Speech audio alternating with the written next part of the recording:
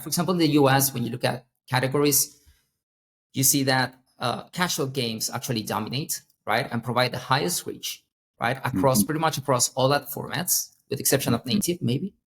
But when you look at India, right, tools and utility apps and entertainment apps actually dominate. What can we learn from 24 trillion in-app bid requests? Hello and welcome to Growth Masterminds. My name is John Katsir. I recently saw that Kayzen released a Programmatic Inventory Index. It's based on analysis of 24 trillion bid requests, 630,000 apps, 1.4 billion daily active users, 10 billion machine learning decisions every single day. I am a total sucker for stuff like this because I always think, wow, huge numbers. Most individual marketers don't see anything like this. So I thought I had to talk to these guys and learn what they found out. Here to chat is Tomas Shakachuri, Strategic Partnerships Lead at Kayzen. How are you doing, Tomas? I'm doing good, John. Thank you very much for having me. I gotta tell, this is a bit surreal. I've been following you for a long time, so being present here, it's very weird for me. Awesome. Looking forward to it. Absolutely looking forward to it. I think I even got your last name right. Did I? Perfect. I'd say you're slightly Argentinian. Wow. Well, I like your cuisine. So I'm halfway there. Nice. Let's give a bit of an intro. Who the heck is Kayzen? Cool. Yep. So Kayzen is a self-serve DSP. We're focused on mobile in-app inventory.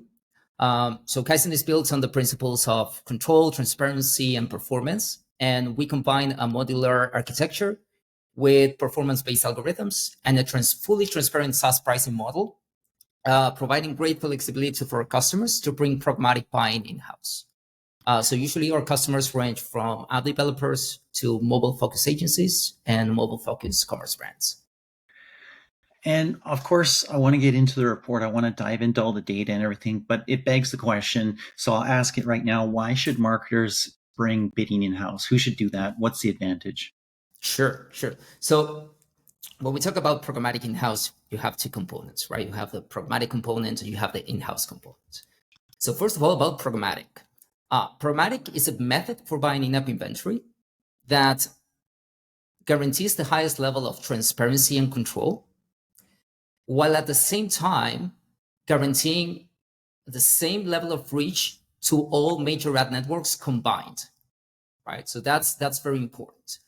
And so that means that programmatic guarantees the highest level of reach to all users outside of walled gardens, that is.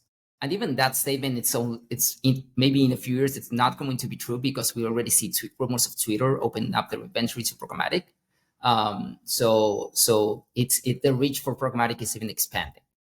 So that's on the programmatic piece. And then when we speak about in-house, for us, in-house means stepping out of black boxes, right?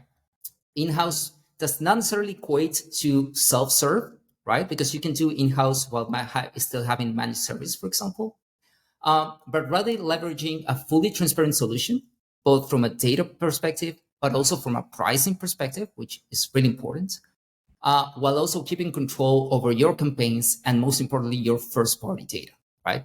So you can think of examples like, use cases like user acquisition with organic data or retargeting, or even cross-promotion, which rely heavily on first-party data, right? So having an in-house solution guarantees that you have the same level of performance, or even better if you want to, while also maintaining the privacy of your data. And in the case of Kayzen, we provide flexibility for our customers' needs in the sense that, hey, do you want a fully self-serve solution? We can provide that. Do you want fully managed? We can do that. And we also can meet somewhere in between with a co-managed solution to help our customers build their programmatic acumen. It's super interesting because one of the things I've always been thinking about in terms of ad tech is how complex is your ad tech stack, right? How many touches, how many company servers does an impression go through as somebody's bidding on it and somebody's buying it, and then when somebody sees it, and how many slices of the ad dollar are taken out at every little iteration through there? And I mean, in different worlds and different places, there's been different estimates of that from 20 cents to 60 cents, right? And so there's something interesting there. I recently chatted with Felix Braberg, an episode that just published. and he's an AdMon expert, and he was talking about going direct with Moloco, who is a DSP, but they've introduced an SDK, and people getting an 8 to 11% lift in their AdMon revenue, right? So there is some opportunity there. Okay, cool. Enough about that. Let's get into the report. As I said off the top, I'm a sucker for these things. 24 trillion bid requests. Amazing. What were you trying to learn? Yeah. So what we're trying to do is to provide the industry with actionable insights on on their in-app buying, pretty much. And based on what I've said before, right? We spoke about how programmatic really guarantees that level, that very high level of reach, and really is a very good approximation to all the in-app inventory that is available outside walled gardens.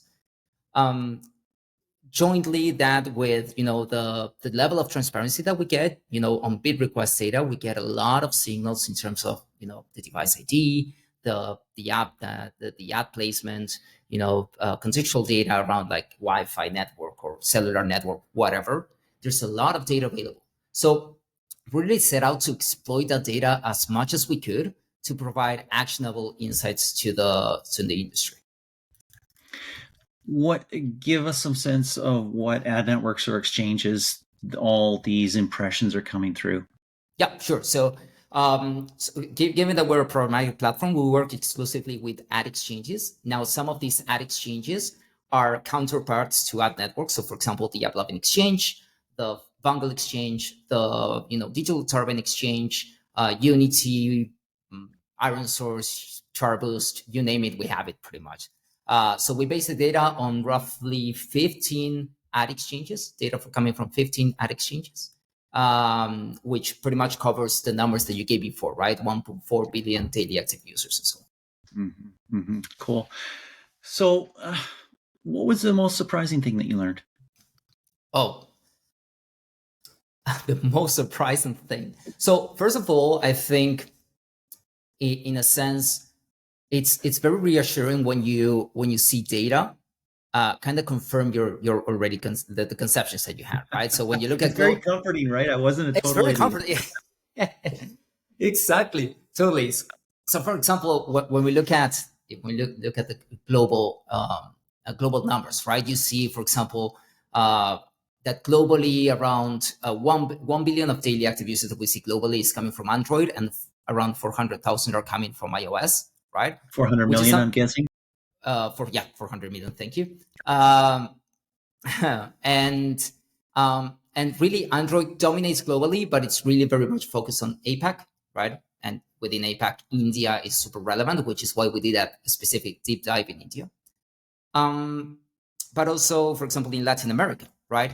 Then when you look at Europe, the breakdown is usually 2/3 Android, 1/3 iOS. That varies slightly from country to country, but you have exceptions there. For example, like the UK, where iOS is much more prominent, right? And then North America, iOS is, I would say, much more relevant. But for example, that was one of the things, like I always consider the US, for example, a very iOS-centric country. But when you look at the breakdown, just 56% of the daily active users are coming from iOS devices. So it's not that much tilted towards iOS, right? So the correct statement for that is like, well, US is not very iOS centric, but rather that iOS is very US centric, because about 1/3 of the iOS users are in the US. Interesting. Very cool. Different way of looking at it. So you look at a lot of different ad formats. Interstitials and banners were by far the most common ad formats. Why does that matter? Well, I would challenge that statement, John, depending on the country that you're looking for, right? That you're looking at. For example, one of the things that we did is, because we did a breakdown on different countries, like the US, we looked at US, India, and Germany, right? And depending on the country that you're looking at, you can see that actually the app usage of the different users actually varies significantly from country to country, right? For example, in the US, when you look at categories, you see that casual games actually dominate, right, and provide the highest reach, right, across pretty much across all ad formats, with exception of native, maybe. But when you look at India, right, tools and utility apps and entertainment apps actually dominate, In fact, in India, there's a single app which is called Truecaller, which is an app messaging and caller ID app, right? That actually covers 42% of all daily active users in India. So it's an app with very high penetration. So when you go to India, maybe interstitials and rewarded are not the ad format that you should be looking at. You should be looking at more banners and native. But when you go to the US, definitely rewarded and interstitials. Now, when you go to Germany, the Germany market, it's much more, let's say, atomized, where there's no single app category or single app that actually guarantees the highest level of reach. It's everything. There's not a single app that covers 7% of all daily active users, right? So if you're advertising in Germany, you kind of need to go through all ad formats. Wow. You included one thing in the report that I found super interesting, and you looked at how different apps in different verticals monetize their inventories, and you did a radar chart, sometimes called a spider chart, around that, right? And so one of the things I'm looking at right now is that casual games use a lot of interstitials, I believe, if I'm getting my reds and oranges correct. I'll show the chart for people who are watching this on YouTube later, but tell me what you learned about verticals and the way that they monetize from that. Yeah. So again, this is one of those cases where data ends up confirming what you already knew, right? Because like casual games, especially in gaming, like rewarding interstitial are huge. Native is very small. And then banners, depending on the app, may be larger or smaller in terms of the reach. So this is one of those cases where you see the data and says, okay, this makes total sense, right? This is exactly how the app categories, which I should clarify, the app categorization that we use is Kayzen's own smart app category taxonomy, right? Which is something that a taxonomy that we created that persists across the app stores. So it's very consistent in that case. And it kind of confirms what we know, right? So going back to what I was saying before, you see those radar charts in different countries, and they are completely different, right? India and the US, completely different. So, for example, in the US, you mentioned casual games, right? And when you look at casual games, it pretty much guarantees that the radar chart actually covers all the different angles, and it's the app category that provides the highest reach, not only overall, but within each of the formats. But at the same time, right, when you look at it, it only covers 1/3 of all daily active users in the US. So even if you're saying, hey, casual games actually provide the highest reach, you still need to target as many apps as possible, as many app formats as possible to guarantee the highest reach in the US. You cannot just marry one of those. In India, you could maybe focus more on entertainment and tools and utility apps, because those already cover more than 50%, right? Again, you will do better by covering everything. You should always try to target everything.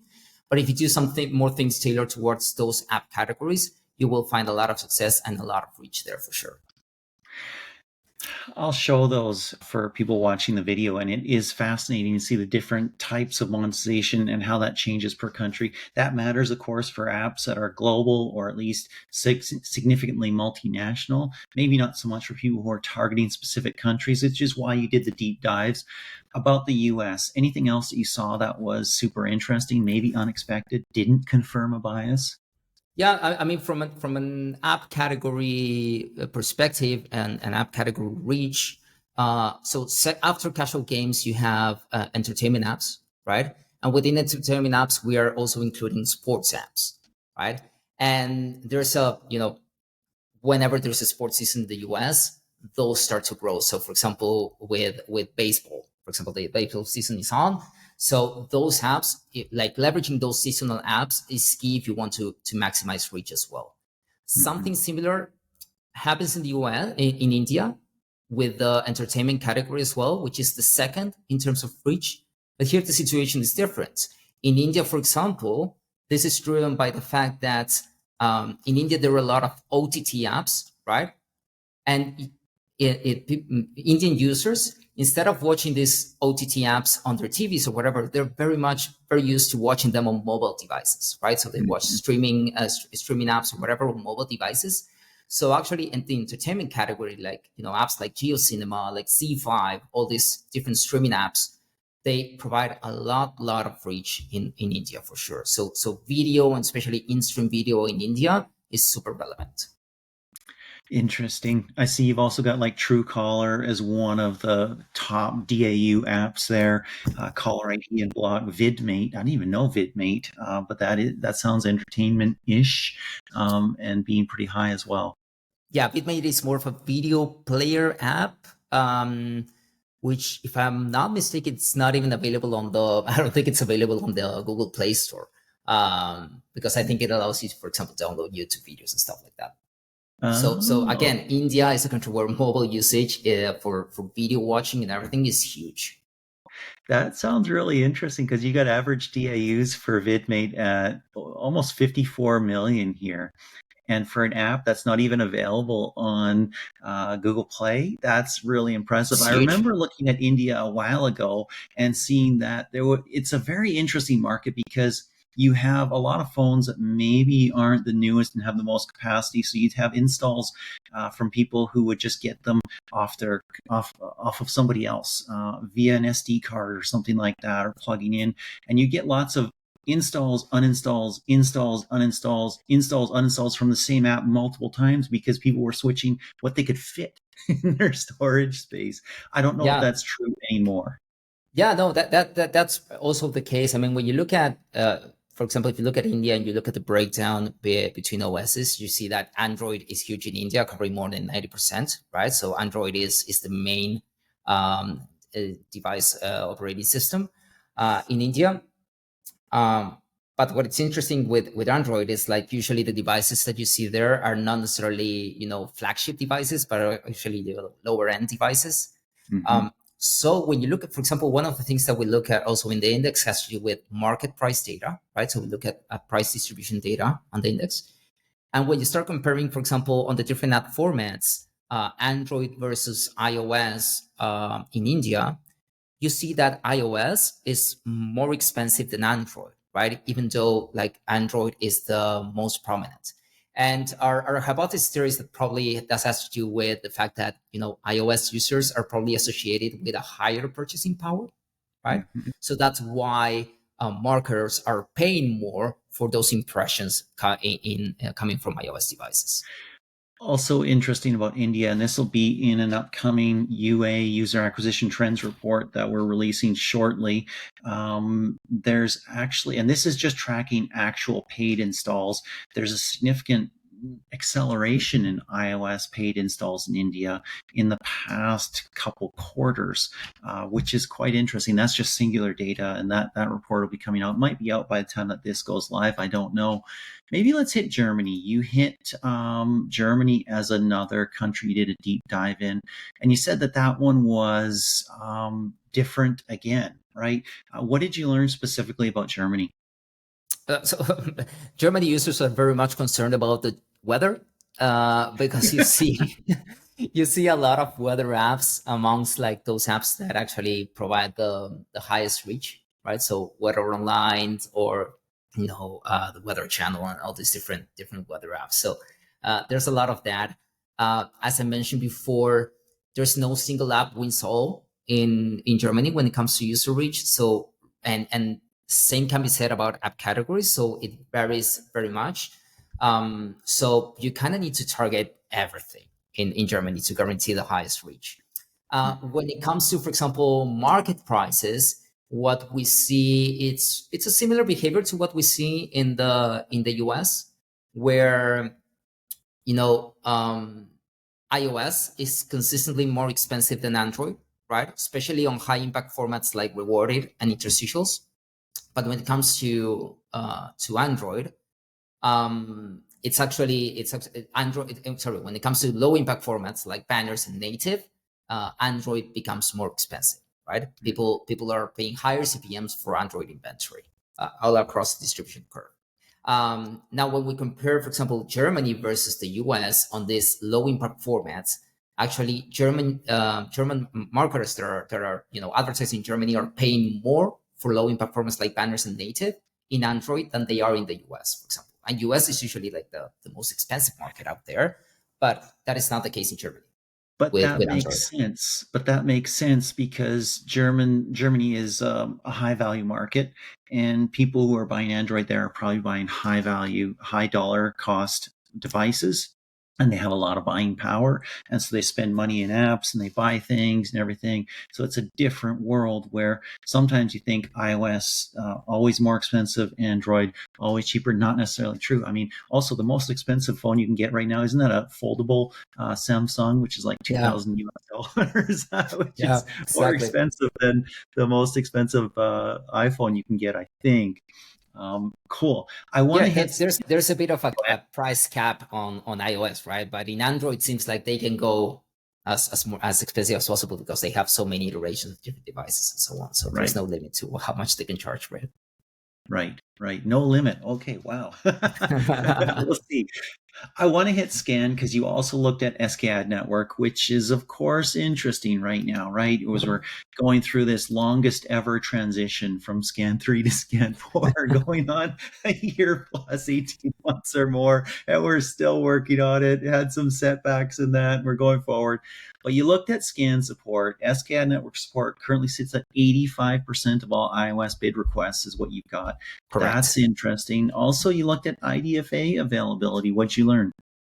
So in terms of IDFA availability, about 25% of all bid requests have IDFA availability available, right?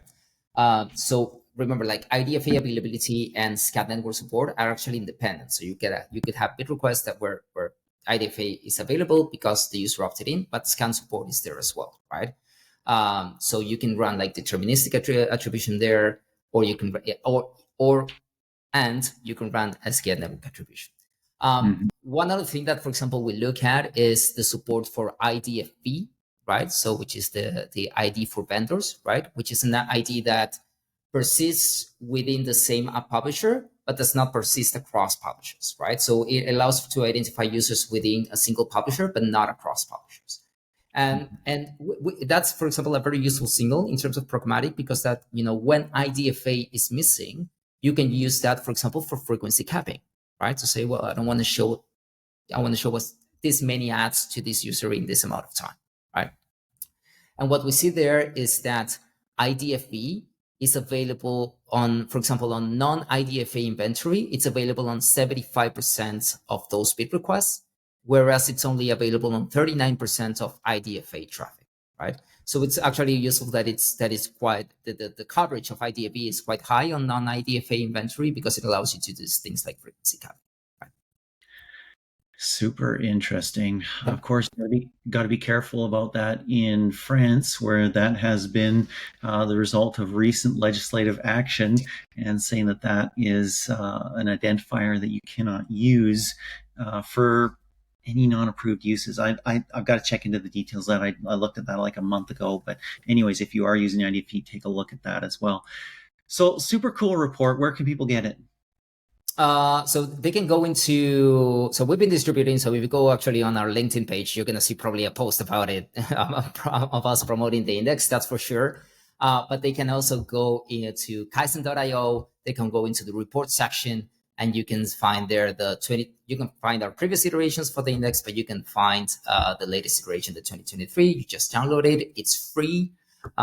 So yeah, I would highly advise everyone to go there. One thing that I wanted to add on scan, which I think is relevant, right? Because we were talking about a scan 4.0, is that by July 2023, which July was the last month that we analyzed for the index, support for SKAD Network 4.0 had already reached 50% of all programmatic inventory, right? Okay. And some of the main ad exchanges supporting there are Applovin, Unity, Google Ad Exchange, Digital Turbine Exchange, Bid Machine. But there's some others that are still not supporting that. Well, that is really, really interesting. And of course, Singular has a Scan 4 tracker, an SKAD network tracker, frankly, and we're tracking the adoption trend in terms of not just what inventory is Scan 4 ready, but how many Scan 4 postbacks are actually being sent as a percentage of all postbacks. Of course, that's set by the ad network, and it only happens under a series of circumstances, device, ad network, and also the model you're running as well. And we are seeing that is trending upwards again. Right now, it's only about 15% of all, and I'm saying this on September 21. Right now, I'm not sure, this podcast might air in a week or 2 weeks or something like that. It's at about 15%, but it is on an upward trend right now. The problem, of course, being the conversion value reset bug that we talked about a month ago. Meta had jumped on the Scan for bandwagon, and we looked like we were heading off the races. Not so much, but at some point that'll start turning up also. Thomas, thank you so much for this time. Really do appreciate it. Thank you very much for having me, John. It's been a pleasure.